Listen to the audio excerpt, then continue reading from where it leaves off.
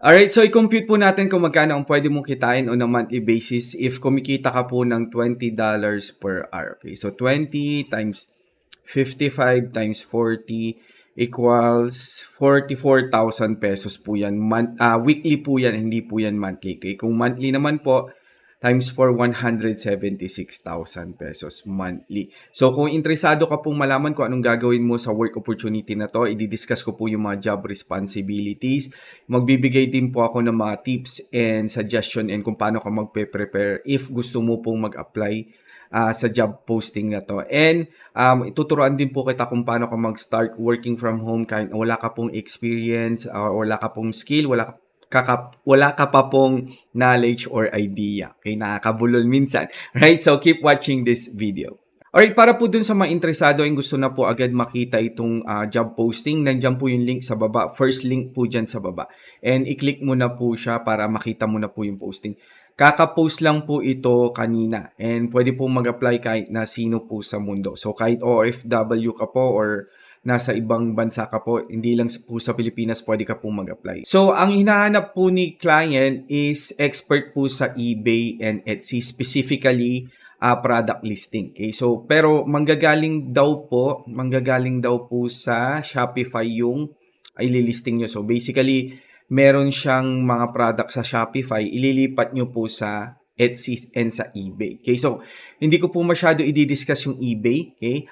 More on Etsy po tayo kasi nandun po yung specialty ko. Okay? And especially product listing po. Diyan po ako medyo magaling and nagsimula. Okay? So, i-discuss po natin yung mga possible na job responsibilities and roles mo po. Okay? So, sabi po ni Miss Carol, okay, yun po yung pangalan ng ating client, sabi niya, I currently have Shopify website with 1 hour later. So basically, ililipat mo daw po yung mga Shopify products mo po sa eBay and sa Etsy. Okay? Para po dun sa mga hindi po masyadong nakakaalam, ito po si Etsy. Isa po siya sa pinakamalaking e-commerce store po sa US pero nag-ooperate po sila worldwide. Sikat po sila sa mga apparel, sa mga POD products, sa mga handmade, custom, and personalized product. And also digital products po. Kaya ang maganda po kay Etsy and ang kakaiba po sa kanya, pwede po yung mga custom and personalized product. Okay? Sa ibang e-commerce kasi kung ano yung nakikita mo doon,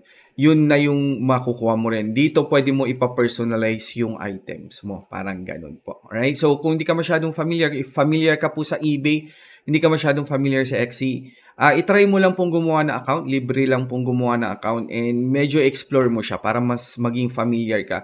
Papansin mo almost same lang din yung parang concept nila. Magkaiba lang ng konti, kumbaga Lazada sa Shopee, parang ano. Pero almost the same din sila ng eBay. Okay?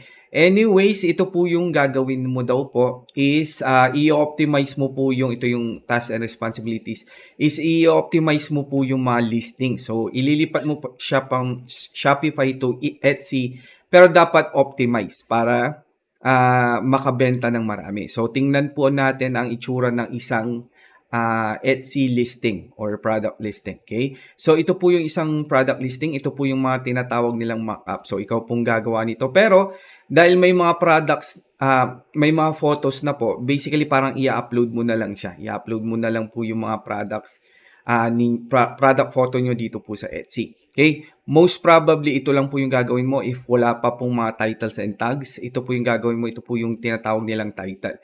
So, basically, ang gagawin mo po is keyword research ka po para tamang titles or tamang mga keywords po ang may ilalagay mo dito. Hindi lang yung parang chinamba-chambahan mo lang po. Kasi pag chachamba-chambahan mo lang po yan, hindi po kayo lalabas sa first page, which is yun po yung goal ni client. Lumabas po kayo sa first page ng search result. Halimbawa po, may nag-search ng women's clothing. Okay, so ang gusto po ni client is lalabas po kayo dito. Kundi man dito sa first page, dito po sa first line, second line, and third line. Yan po yung pinaka-goal mo. And magagawa mo po yan with tamang keyword research. Okay? And syempre, dapat hindi lang po tamang keyword research. Dapat alam mo rin kung alin yung uunahin mo. Ito ba yung uunahin mo? O ito ba yung uunahin mo? Ito ba yung uunahin mo? And so on and so forth po. Okay? So, lahat po yan dapat medyo familiar ka before ka po mag-apply. Okay? Pero kahit hindi ka po masyadong familiar, i-try mo lang po mag-apply, malay mo po, okay? Malay mo po yung level mo pala, akala mo hindi masyadong mataas pero para kay client mataas na pala. So i-try mo rin po. And ito po naman yung description, okay? So gagawin mo rin po itong description. And ang isang magandang description po is nasasagot na po niya lahat ng pwedeng itanong ng ating mga future customer. So dapat very detailed po 'yan.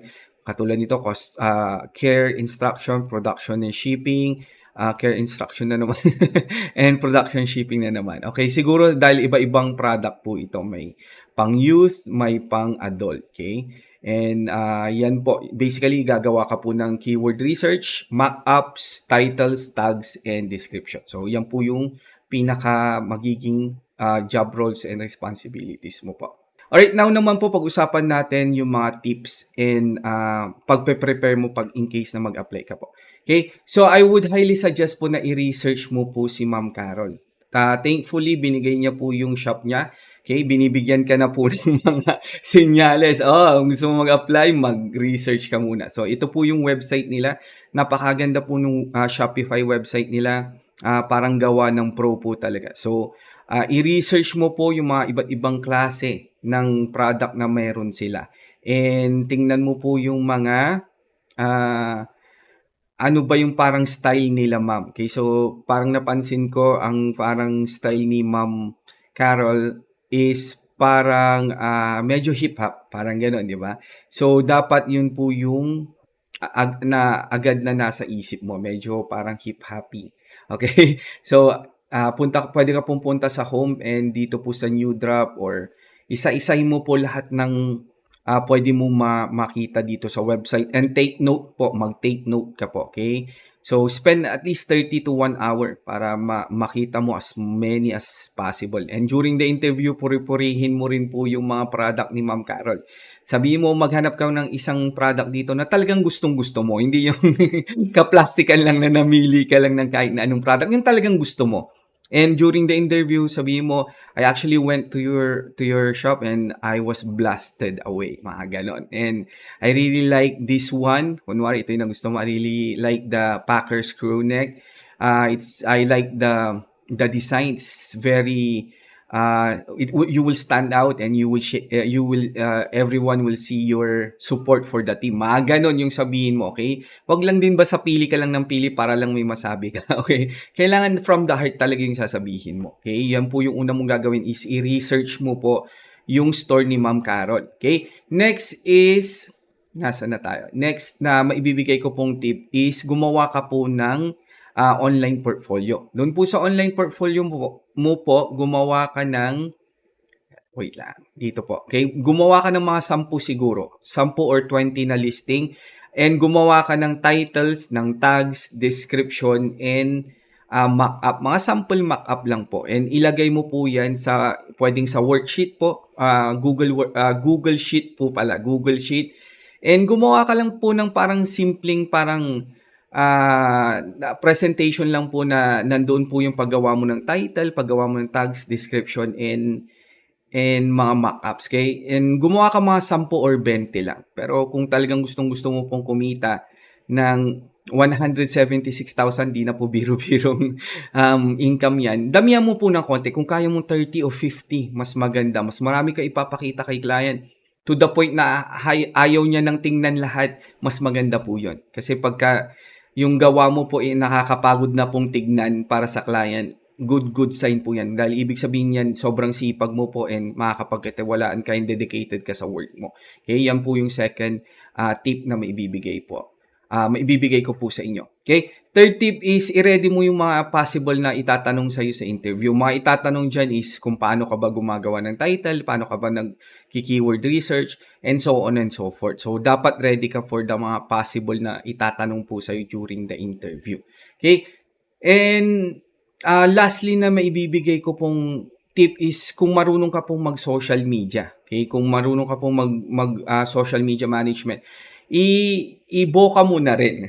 Sabihin mo rin na marunong ka sa social media and you can help on managing your social media account. O kung wala pa, pwede kang gumawa ng social media account. and tutulungan mo sila or ikaw magma-manage, mga gano'n. Kasi sabihin mo based sa experience mo na malaking tulong talaga ang social media. Okay, so yan po yung mga, maibibigay ko pong tip. Hopefully nakatulong po itong, mga nasabi ko pong tip before ka po mag-apply, okay? And hopefully mag-apply ka po kasi yung 176,000 po, sobrang life-changing na po yan. Halos wala na po kayo masyadong, poproblemahin po financially. And siyempre kung napapansin niyo po especially dun sa mga married and may, mga anak na po, napapansin niyo po madalas ang pinag-aawayan is madalas financial, 'di ba, or pera, 'di ba? So kapagka nagkaroon po tayo ng income na 176,000 o higit pa on a monthly basis, 'di na po kayo masyadong mag-aaway. Kasi, nanggagaling halos lahat financially, eh. Halimbawa maggo-grocery na kayo, mainit ulo mo, 'di ba? O kaya darating na yung mga bills, yung mga kuryente, yung mga renta sa bahay, tubig, internet, mainit ulo mo, eh, kasi alam mo mabawasan na naman yung savings niyo and so on and so forth. 'Pag ganyan po ang sahod niyo, hindi ka na po masyadong, mainitin ng ulo, okay? Kung OFW ka naman po, puwede ka na pong umuwi. Puwede ka ng bumalik dito sa Pilipinas and makasama ang family mo kung gusto mo po, okay? Yung iba po mas gusto dun, eh. Okay, anyways, nasa iyo po lahat 'yan. Kung single ka, puwede ka pong magpalawan, Boracay every weekend kapagka day off mo po. Or kung mahilig ka ng mga gadgets, mabibili mo na lahat, S24 Ultra, iPhone 15 Pro Max, yung bagong, virtual goggles ba ang tawag dun ng Apple, puwedeng-puwede mo na rin pong mabili yun.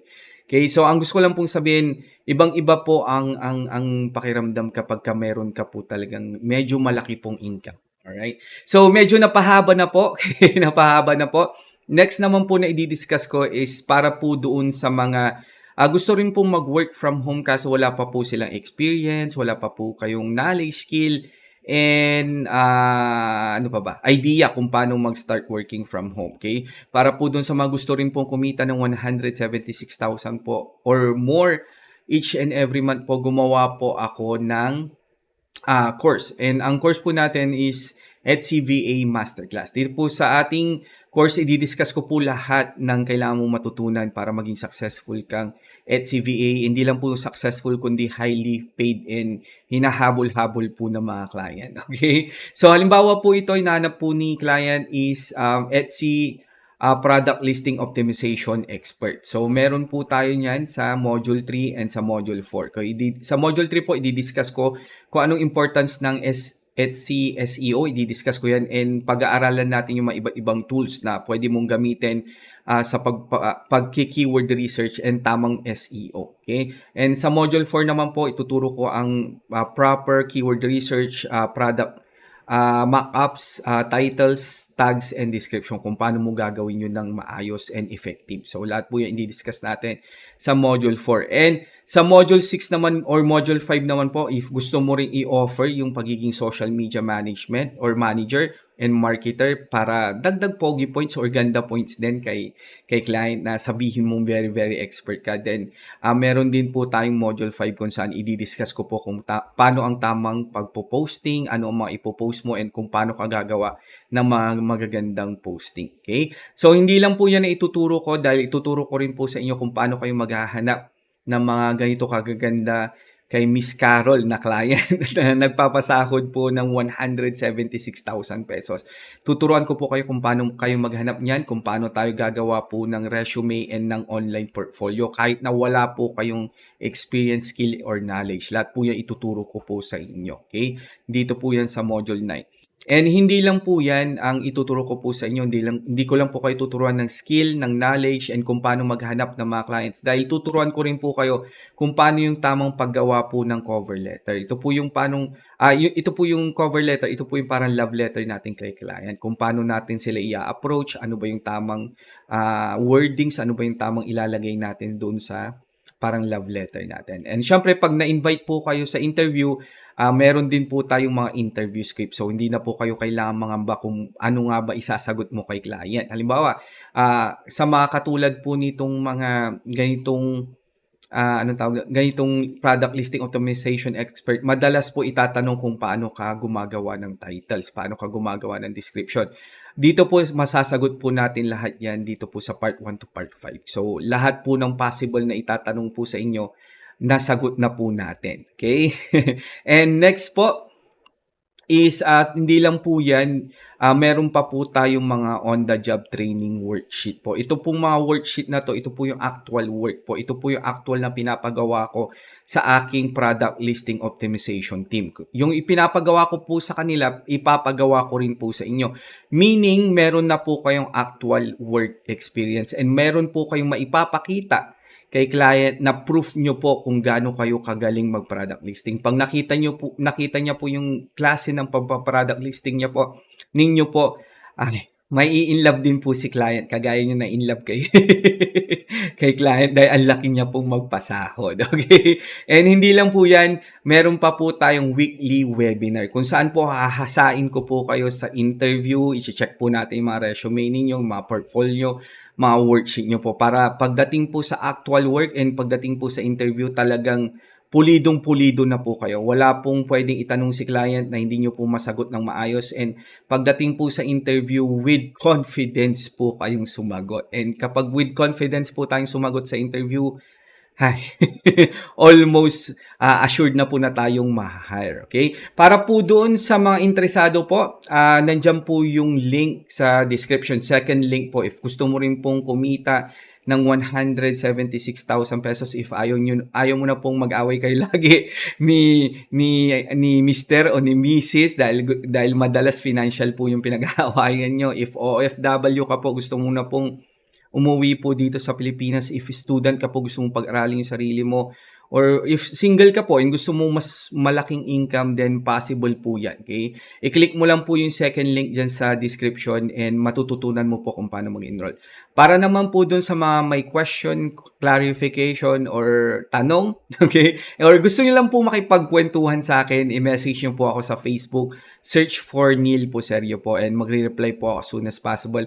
Minsan po matagal kasi may work din po tayo, okay? So, anyways, magre-reply po ako, alright? So, again, thank you so much po for watching this video.